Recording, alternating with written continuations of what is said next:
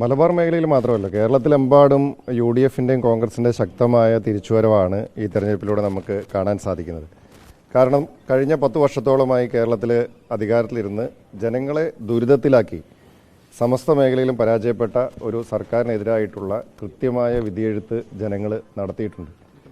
ജനങ്ങളുടെ പ്രശ്നങ്ങൾ മനസ്സിലാക്കിക്കൊണ്ട് ജനങ്ങൾക്ക് ഈ സർക്കാരിനോടുള്ള അവരുടെ ശക്തമായ പ്രതിഷേധം ഉൾക്കൊണ്ടുകൊണ്ട് അവരുടെ ശബ്ദമായി മാറാനായിട്ട് യു ഡി എഫും കോൺഗ്രസും പരിശ്രമിച്ചു. ജനങ്ങളുടെ ആഗ്രഹങ്ങൾക്കൊത്തുയരാനായിട്ടുള്ള ഒരു പരിശ്രമം കോൺഗ്രസ് നടത്തിയതിൻ്റെ ഫലമായിട്ട് ആ നിലയിലുള്ള സ്ഥാനാർത്ഥി നിർണയവും തെരഞ്ഞെടുപ്പ് പ്രവർത്തനങ്ങളും ഒക്കെയാണ് യു ഡി എഫിൻ്റെ ഭാഗത്തുനിന്നുണ്ടായത്. ഞങ്ങൾ മുന്നോട്ട് വെച്ച ഒരു രാഷ്ട്രീയം, ഈ സർക്കാരിനെതിരായിട്ടുള്ള ശക്തമായ പ്രതിഷേധം ഒക്കെ ജനങ്ങൾ ഏറ്റെടുത്തതുകൊണ്ടാണ് നമ്മൾ ഒരു കാലത്തും ജയിച്ചിട്ടില്ലാത്ത പല സീറ്റുകളിലും പല മേഖലകളിലും പല പഞ്ചായത്തുകളിൽ പോലും യു ഡി എഫിൻ്റെ കോൺഗ്രസിൻ്റെ ശക്തമായ തിരിച്ചുവരവിന് ഈ തെരഞ്ഞെടുപ്പിൽ സാക്ഷിയായി. അല്ല, ജനം ഇതെല്ലാം വീക്ഷിക്കുന്നുണ്ട്. ജനം ഒരു തെരഞ്ഞെടുപ്പ് വരുമ്പോൾ സ്വാഭാവികമായും ജനങ്ങളെ ബാധിക്കുന്ന കാതലായ വിഷയങ്ങളെ സംബന്ധിച്ച് ചിന്തിക്കുകയും അതിനെക്കുറിച്ച് കൃത്യമായ വിലയിരുത്തൽ നടത്തുകയും സർക്കാരിൻ്റെ പ്രവർത്തനങ്ങളെ ജനങ്ങൾ കൃത്യമായിട്ട് പരിശോധിക്കുകയും വിലയിരുത്തുകയും ഒക്കെ ചെയ്തിട്ടുണ്ട്. അതുപോലെ തന്നെ പ്രതിപക്ഷത്തിൻ്റെ പ്രവർത്തനങ്ങളെയും ഒക്കെ വിലയിരുത്തിയിട്ടുണ്ട്. അപ്പോൾ ജനങ്ങളെ ബാധിക്കുന്ന വിഷയങ്ങളിൽ സർക്കാരിന് കാര്യമായിട്ടൊന്നും ചെയ്യാൻ കഴിഞ്ഞിട്ടില്ല എന്നുള്ളതും സർക്കാർ പൂർണ്ണമായിട്ടും പരാജയമായിരുന്നു എന്നുള്ളതുമൊക്കെ ജനങ്ങൾക്ക് ബോധ്യമുണ്ട്. നമ്മൾ പുറത്തു കിടക്കുന്ന കോലാഹലങ്ങൾക്കൊക്കെ അപ്പുറത്ത് ജനങ്ങൾ ഈ കാര്യങ്ങളൊക്കെ വളരെ കൃത്യമായി വീക്ഷിക്കുകയും അതിനെ വിവേകത്തോടു കൂടി വിലയിരുത്താനും അതിന് കൃത്യമായ മറുപടി കൊടുക്കാനും കൃത്യമായ സെലക്ഷൻ നടത്താനും ഒക്കെ ജനങ്ങൾക്ക് സാധിക്കുമെന്ന് കൃത്യമായി ഒരിക്കൽ കൂടി തെരഞ്ഞെടുപ്പിലൂടെ തെളിയിച്ചിരിക്കുകയാണ്. നമുക്ക് തെരഞ്ഞെടുപ്പിൻ്റെ റിസൾട്ട് നമ്മുടെ മുമ്പിലുണ്ടല്ലോ. തെരഞ്ഞെടുപ്പിൽ നമുക്ക്, ഞാൻ പറഞ്ഞല്ലോ, ജനങ്ങൾ വിലയിരുത്തിയത് സർക്കാരിനെയാണ്.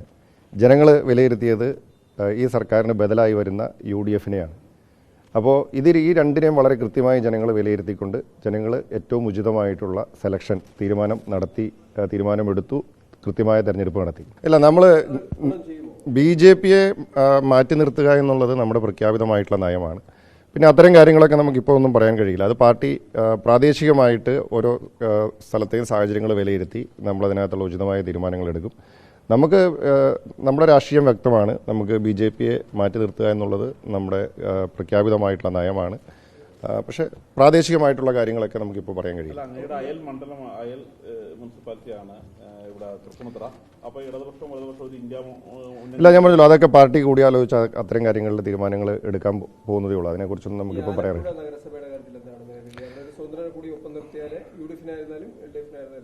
അല്ല, നമുക്ക് ഭരണം, ഇപ്പം ജനങ്ങളുടെ വികാരം എന്താണെന്നുള്ള, അല്ലെങ്കിൽ ജനവിധി എന്താണെന്നുള്ളത് വ്യക്തമാണ്. ജനവിധി യു ഡി എഫിന് അനുകൂലമാണ്. ഇപ്പോൾ പല സ്ഥലങ്ങളിലും ചിലപ്പോൾ നമുക്ക് ഭരണം കിട്ടാൻ വേണ്ടിയിട്ട് ചിലപ്പോൾ സ്വതന്ത്രരെയൊക്കെ കൂട്ടുപിടിക്കേണ്ടതായിട്ട് വന്നേക്കാം.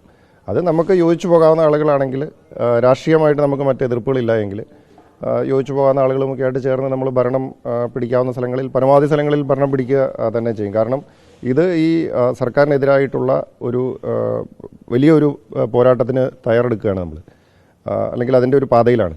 അപ്പോൾ അതിന് അടുത്ത ഒരു 2026 വിജയത്തിന് മാറ്റുകൂട്ടാൻ സാധിക്കുന്ന തരത്തിലുള്ള എല്ലാ പ്രവർത്തനങ്ങളും ഉണ്ടാവും.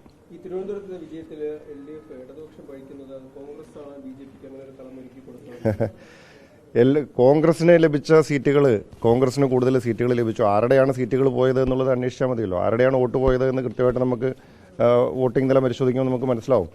തിരുവനന്തപുരത്ത് BJPക്ക് ജയിക്കാനായിട്ടുള്ള എല്ലാ സാഹചര്യവും ഉണ്ടാക്കി കൊടുത്തത് കഴിഞ്ഞ 5 വർഷങ്ങളിലെ CPMൻ്റെ നേതൃത്വത്തിലുള്ള കോർപ്പറേഷൻ ഭരണമാണ്. അവിടെ BJPക്ക് കടന്നു വരാൻ വേണ്ടിയിട്ടുള്ള എല്ലാ സാഹചര്യവും, വാർഡ് വിഭജനം ഉൾപ്പെടെ നടന്നിരിക്കുന്ന കാര്യങ്ങളിലെല്ലാം BJPക്ക് തിരുവനന്തപുരം കോർപ്പറേഷൻ തളികയിൽ വെച്ച് കൊടുക്കാൻ വേണ്ടിയിട്ടുള്ള തരത്തിലുള്ള ഒരു പ്രവർത്തനങ്ങൾ CPMൻ്റെ ഭാഗത്തുനിന്ന് ഉണ്ടായതുകൊണ്ടാണ് തിരുവനന്തപുരം കോർപ്പറേഷൻ ഇന്ന് BJP ഭരിക്കുന്ന സാഹചര്യത്തിലേക്ക് എത്തിയത്. CPMൻ്റെ പ്രത്യേകിച്ച് കോർപ്പറേഷൻ ഭരണത്തിൻ്റെ തികഞ്ഞ പരാജയമാണ് അതിനകത്ത് ഒരു കാരണമായിരിക്കുന്നത്. കോൺഗ്രസും UDFും മുൻപെങ്ങും ഇല്ലാത്ത വിധത്തിലുള്ള ശക്തമായ തിരിച്ചുവരവിനുള്ളൊരു ശ്രമം അവിടെ നടത്തി. അത് ഒരു പരിധിവരെ നമുക്ക് വിജയിക്കാൻ കഴിഞ്ഞു. ഇവിടെ വോട്ട് പോയതും സീറ്റ് പോയതും എല്ലാം CPMൻ്റെയാണ്, കോൺഗ്രസിൻ്റെ അല്ല.